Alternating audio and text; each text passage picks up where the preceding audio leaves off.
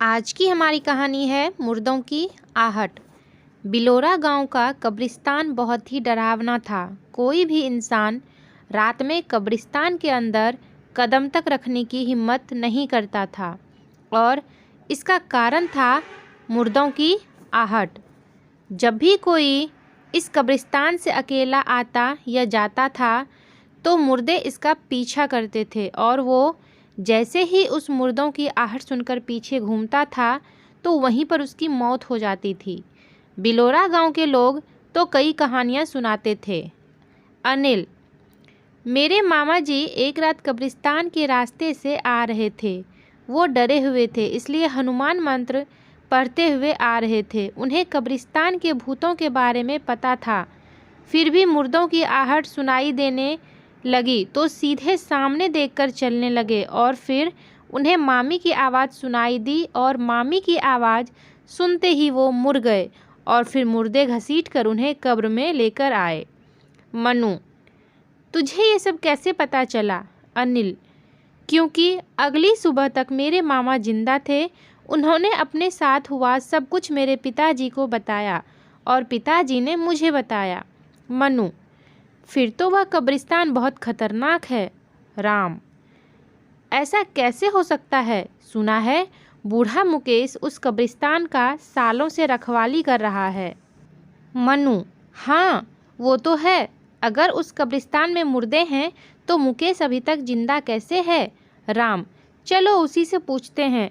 तीनों गांव वाले सच जानने के लिए मुकेश के पास गए। अनिल, मुकेश काका, मुझे आपसे कुछ जानना है। मुकेश, यही ना कि क्या इस कब्रिस्तान में मुर्दे सच में जिंदे होते हैं या नहीं? तो सुनो, होते हैं।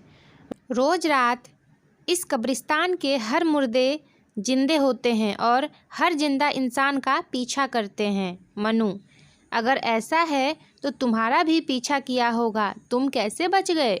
मुकेश, इसके लिए तुम्हें मेरी कहानी सुननी होगी। राम, हाँ हाँ तो सुनाओ काका। मुकेश, आज से 35 साल पहले की बात है। मैं और मेरा दोस्त सुरेश दोनों अनाथ थे और काम की तलाश में बिलोरा पहुँचे। यहाँ हम इस चर्च में फादर एंथोनी से मिले और फादर से बोले, फादर, हम दोनों यहाँ काम की तलाश में भटक रहे हैं, क्या आपके पास हमारे लिए कोई काम है? फादर, काम तो है पर बहुत डेंजर है, तुम दोनों की जान भी जा सकती है। सुरेश, वैसे भी हम भूख से तड़प तड़प कर मर जाएंगे, चारों ओर सूखा छाया है, कोई काम नहीं है। फादर, ठीक है। फादर एंथोनी हमें कब्रिस्तान में ले गए और बोले, ये बहुत ही पुराना कब्रिस्तान है, यहाँ अंग्रेज़ों की कब्र है, तुम्हें इस कब्रिस्तान की रखवाली करनी है। सुरेश, भला इस कब्रिस्तान को रखवाली की क्या ज़रूरत है?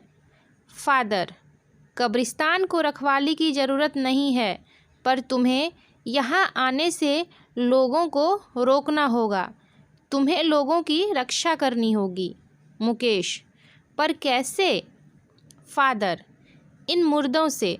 रात के अंधेरे में ये सारे मुर्दे जिंदा हो जाते हैं और जिंदा इंसानों का पीछा करते हैं। जो भी इनकी आवाज़ सुनकर पीछे मुड़ता है उसका अंत निश्चित है। सुरेश, फिर तो वो मुर्दे हमें भी मार डालेंगे। हाँ, अगर पीछे मुड़े। इसलिए तो कहा था कि ये काम जोखिम से भरा है। सोच लो, तुम दोनों ये काम करना चाहते हो या नहीं? हम दोनों के पास कोई और रास्ता नहीं था। पेट की भूख शांत करना ज़्यादा ज़रूरी था, इसलिए हमने हाँ भर दी और उसी रात से हम कब्रिस्तान की रखवाली करने लगे। कुछ रात तक सब कुछ ठीक था। एक रात हमें लगा कि जैसे कोई हमारा पीछा कर रहा है। मुकेश, सुरेश, जैसे हमारे पीछे कोई है, लेकिन गलती से मुड़ना मत, चुपचाप गेट तक चल। हम लोग डरते हुए गेट तक आए और सुबह होने तक वहीं बैठे रहे और कई बार हमारे साथ ऐसा हुआ और हर बार हम गेट पर आकर बैठ जाते थे। मुर्दे पता नहीं क्यों गेट तक नहीं आ पाते थे। कई साल बीत गए। हम बिलोरा गांव में खुश थे। सुरेश को एक लड़की गौरी से प्यार हो गया था। वह छुप छुप कर गौरी को देखा करता था। एक बार जब हम कब्रिस्तान में रखवाली कर रहे थे तो फिर से मुर्दों ने हमारा पीछा शुरू किया। हम हमेशा की तरह गेट की तरफ बढ़ चले। हमें मुर्दों की आहट सुनाई दे रही थी, लेकिन फिर भी हम चलते जा रहे थे। अचानक सुरेश को गौरी की आवाज़ सुनाई दी, सुरेश, सुरेश मुझे बचा लो। सुरेश डर गया था। उसे ऐसा लगा कि गौरी सच में खतरे में है। मैंने कहा, दोस्त पीछे मुड़ना मत, ये मुर्दे हमारे साथ खेल रहे हैं। सुरेश, नहीं, मेरी गौरी, गौरी को बचाना होगा। सुरेश पीछे मुड़ा और मुर्दों ने सुरेश को घसीट लिया। मैं अपने दोस्त को बचाना चाहता था, पर क्या करता। मुझे पता था कि अगर मैं पीछे मुड़ा तो मेरा भी यही हश्र होगा, और रोते रोते गेट की ओर चल पड़ा। पर गेट पर पहुंचकर फूट फूट कर रोने लगा।